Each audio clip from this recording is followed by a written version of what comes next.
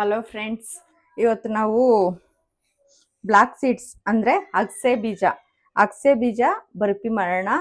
ಅಗಸೆ ಬೀಜ ತುಂಬಾ ಒಳ್ಳೇದು ಹೆಲ್ತ್ಗೆ. ನೋಡಿ, ಇದು ಅಗಸೆ ಬೀಜ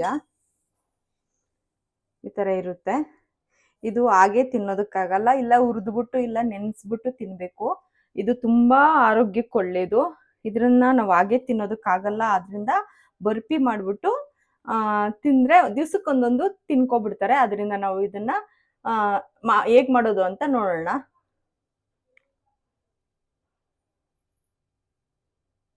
ಸ್ಟವ್ ಆನ್ ಮಾಡ್ಕೊಂಡು ಒಂದು ಪ್ಯಾನ್ ಇಟ್ಕೊಳ್ಳೋಣ ಫಸ್ಟು.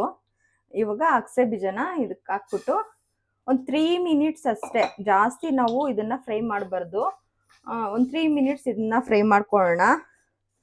ಅಗಸೆ ಬೀಜ ಆರೋಗ್ಯಕ್ಕೆ ತುಂಬಾ ಒಳ್ಳೇದು ಅಂತ ಗೊತ್ತು. ಅದರಲ್ಲಿ ಒಮೆಗಾ 3 ಜಾಸ್ತಿ ಸಿಕ್ಕುತ್ತೆ. ಮತ್ತೆ ಇದು ರಕ್ತದ ಒತ್ತಡನ ಕಮ್ಮಿ ಮಾಡುತ್ತೆ. ಮತ್ತೆ ಇದು ಕೊಲೆಸ್ಟ್ರಾಲು ಕಡಿಮೆ ಮಾಡೋದಕ್ಕೆ ಸಹಾಯ ಮಾಡುತ್ತೆ. ನಾವು ಜಾಸ್ತಿ ಉರಿನಲ್ಲಿ ಹುರ್ಕೋಬಾರ್ದು, ಕಮ್ಮಿ ಉರಿನಲ್ಲಿ ಹುರ್ಕೋಬೇಕು. 3 ನಿಮಿಷ, ಜಾಸ್ತಿ ಉರಿಬಾರ್ದು. 3 ನಿಮಿಷ ಹುರ್ಕೊಂಡು, ಯಾಕಂದ್ರೆ ಜಾಸ್ತಿ ಹುರಿದ್ರೆ ಅದರಲ್ಲಿರೋ ಪೌಷ್ಟಿಕಾಂಶ ಎಲ್ಲ ಹೋಗ್ಬಿಡುತ್ತೆ. ಸ್ವಲ್ಪ ಕಮ್ಮಿ ಹುರ್ಕೋಬೇಕಷ್ಟೇ. ಈ ಅಗಸೆ ಬೀಜ ಏರ್ಗೆ, ಸ್ಕಿನ್ಗೆ ಎಲ್ಲ ತುಂಬಾ ಒಳ್ಳೇದು. 3 ನಿಮಿಷ ಹುರ್ಕೊಳ್ಳೋಣ ಇದನ್ನ. ನೋಡಿ, ಇವಾಗ ಚಿಟಪಟ ಅಂತಿದೆ, ಗೊತ್ತಾಗುತ್ತೆ ನೋಡಿ. ಇಷ್ಟು ಸಾಕು. ಇವಾಗ ನಾವು ಸ್ಟವ್ ಆಫ್ ಮಾಡ್ಕೊಳ್ಳೋಣ. ಸ್ಟವ್ ಆಫ್ ಮಾಡ್ಕೊಂಡಿದೀವಿ. ಒಂದು ಪಾತ್ರೆಯಲ್ಲಿ ಹಾಕೊಂಡು ತಣ್ಣಗಾಗೋದಕ್ಕೆ ಬಿಡೋಣ. ಸ್ವಲ್ಪ ಹೊತ್ತು ತಣ್ಣಗಾಗ್ಲಿ, ಅಷ್ಟೊತ್ತಿಗೆ ನಾವು ಬೆಲ್ಲನ ಕರಗಿಸ್ಕೊಳ್ಳೋಣ. ಒಂದು ಪಾತ್ರೆ ಇಟ್ಕೊಂಡು ಬೆಲ್ಲ ಹಾಕೊಳ್ಳೋಣ. ಇದಕ್ಕೆ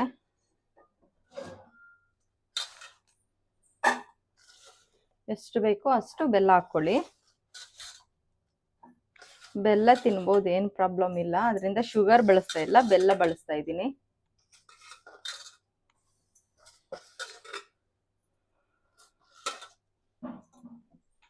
ಇವಾಗ ಚೂರು ನೀರು ಹಾಕೊಳ್ಳೋಣ. ಬೆಲ್ಲ ಕರಗ್ಬೇಕಷ್ಟೆ. ಇದು ಕರಗ್ಲಿ ಬೆಲ್ಲ.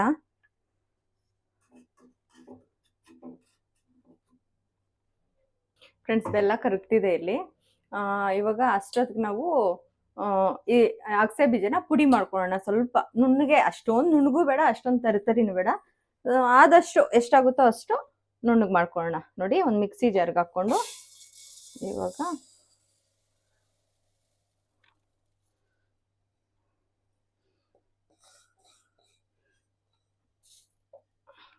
ಓಕೆ, ಈಗ ಮಿಕ್ಸಿಗೆ ಹಾಕ್ಕೊಂಡಿದ್ದೀನಿ.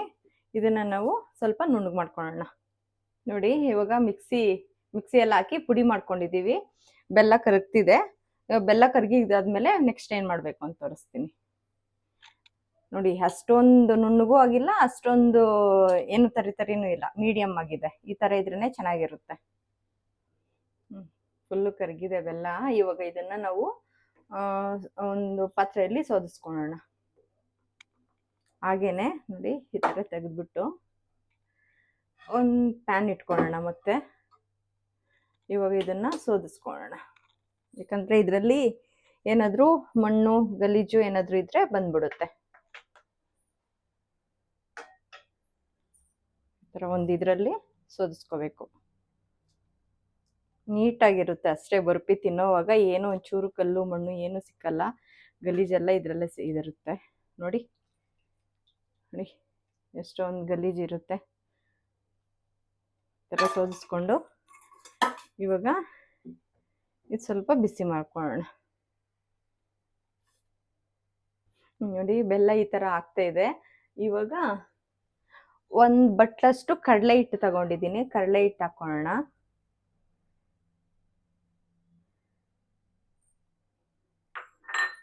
ಇದನ್ನ ಚೆನ್ನಾಗಿ ಮಿಕ್ಸ್ ಮಾಡ್ಕೋಬೇಕು.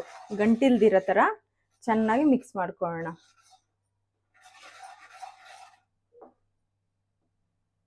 ಈ ಅಗಸೆ ಬೀಜ ತುಂಬ ಹೆಲ್ತ್ಗೆ ಒಳ್ಳೇದು. ಇದು ಕೀರ್ತಿ ಚಿಕ್ಕದಾದ್ರೂ ಮೂರ್ತಿ ದೊಡ್ಡದು.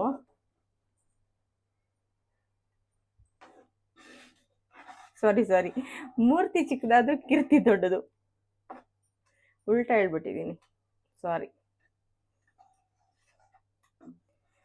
ಚೆನ್ನಾಗಿ ಗಂಟಿಲ್ದಿದ್ದಂಗೆ ಮಿಕ್ಸ್ ಮಾಡ್ಕೋಬೇಕು.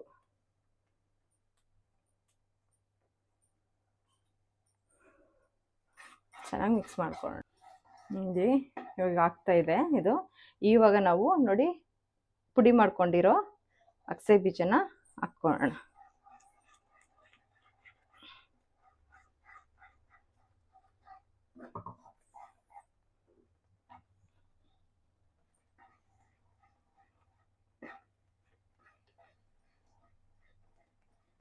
ಚೆನ್ನಾಗಿ ಮಿಕ್ಸ್ ಮಾಡ್ಕೋಬೇಕು. ಇವಾಗ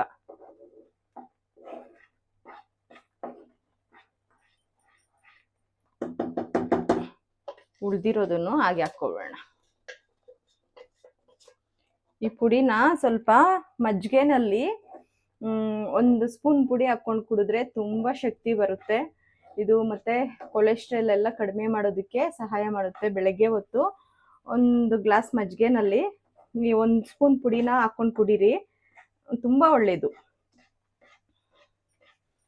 ಕೊಲೆಸ್ಟ್ರಾಲ್ ಎಲ್ಲ ತುಂಬಾ ಈಸಿಯಾಗಿ ಕರಗುತ್ತೆ. ನೋಡಿ ಆಗ್ತಿದೆ. ಇದನ್ನ ಚೆನ್ನಾಗಿ ಮಿಕ್ಸ್ ಮಾಡ್ಕೊಳ್ಳಿ. ಸ್ವಲ್ಪ ತುಪ್ಪ ಹಾಕ್ಕೋಬಹುದು. ಸ್ವಲ್ಪ ತುಪ್ಪ ಹಾಕೊಳ್ಳೋಣ. ತುಪ್ಪ ಹಾಕೊಂಡ್ರೇನು ಟೇಸ್ಟ್ ಚೆನ್ನಾಗಿರುತ್ತೆ.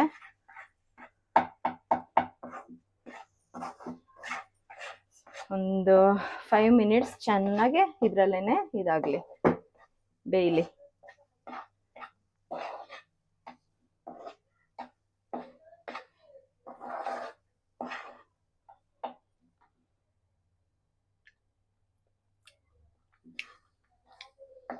ಸಾಕಾಗಿದೆ.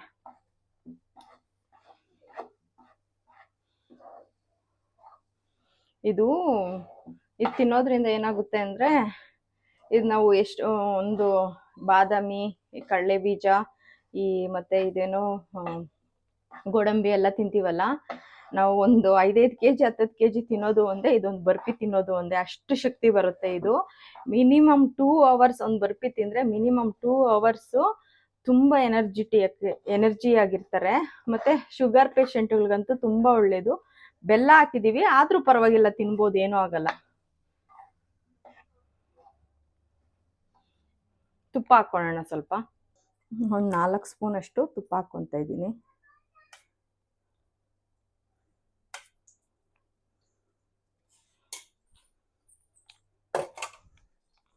ಈಗ ನೋಡಿ ಚೆನ್ನಾಗಿ ಮಿಕ್ಸ್ ಮಾಡ್ಕೊಳ್ಳೋಣ. ತುಂಬಾ ಹೆಲ್ತಿ ಫುಡ್ ಇದು ಮಾತ್ರ. ಒಂದ್ಸತಿ ಟ್ರೈ ಮಾಡಿ.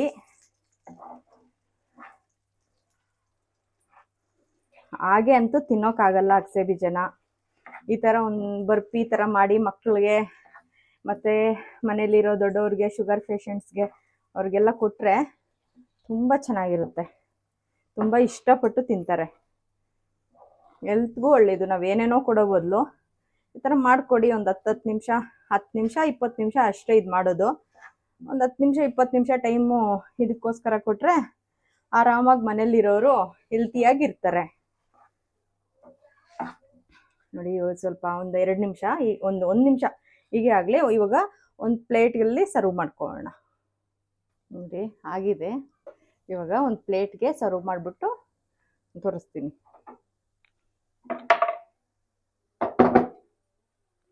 ಒಂದು ಪ್ಲೇಟ್ಗೆ ಬೆಣ್ಣೆ ಹಚ್ಕೊಂಡಿದ್ದೀನಿ. ಬಿಸಿ ಇದೆ, ಹುಷಾರಾಗಿ ಮಾಡ್ಕೋಬೇಕು.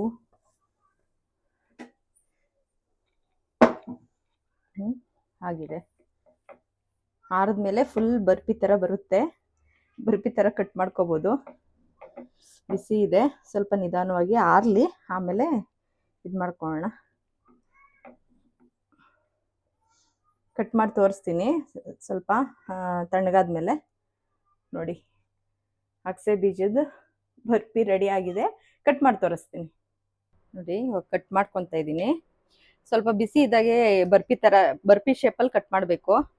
ಇಲ್ಲಾಂದರೆ ಅದು ತಣ್ಣಗಾದ್ಮೇಲೆ ಫುಲ್ಲು ಗಟ್ಟಿ ಆಗುತ್ತೆ, ಅದಕ್ಕೆ ಆಗಲ್ಲ. ನೋಡಿ ಇವಾಗಲೇ ಬರ್ಫಿ ಥರ ಕಟ್ ಮಾಡಿಕೊಂಡು ಒಂದು 10 ನಿಮಿಷ ಇಲ್ಲ ಒಂದು 15 ನಿಮಿಷ ಹಾಗೇ ಬಿಟ್ಟರೆ ಬರ್ಫಿ ಆಗಿರುತ್ತೆ. ನೋಡಿ ಕಟ್ ಮಾಡಿದ್ದೀನಿ. ಒಂದು 15 ನಿಮಿಷ ಆದಮೇಲೆ ನಿಮ್ಗೆ ತೋರಿಸ್ತೀನಿ. ನೋಡಿ ಆಲ್ಮೋಸ್ಟ್ ತಣ್ಣಗಾಗಿದೆ. ಇವಾಗ ನೋಡಿ ತೋರಿಸ್ತೀನಿ ನೋಡಿ, ಬರ್ತಿದೆ ಬರ್ಫಿ. ಇವಾಗ ಎಲ್ಲ ಬರ್ಫಿಗಳು ಹೀಗೆ ತಗೊಳ್ಳೋಣ.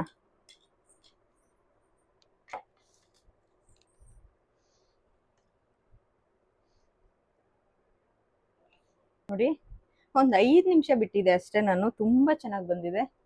ಇನ್ನ ಬಿಟ್ರೆ ಇನ್ನ ಸ್ವಲ್ಪ ಅದು ಗಟ್ಟಿ ಆಗುತ್ತೆ.